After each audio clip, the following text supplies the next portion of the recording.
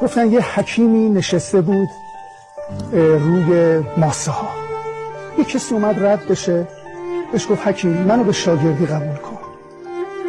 حکیم با انگشتش یه خطی کشید روی ماسه و گفت اینو کوچیکش کن. اونم با کف دستش نصفیشو پاک کرد. گفت برو سال دیگه بیا.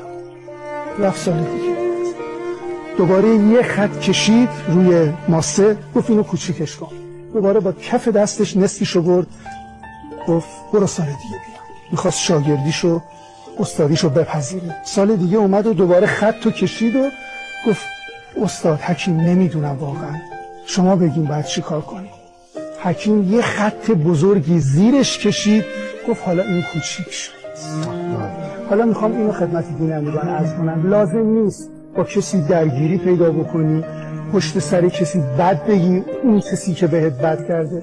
کافیه فقط خودتو مثل اون خط بزرگ کنی. وقتی خودتو بزرگ کردی و پیشرفت کردی، اون آدمایی که دوست نداری خودشون کوچیک میشن و آرام آرام از زندگیتون محو میشن.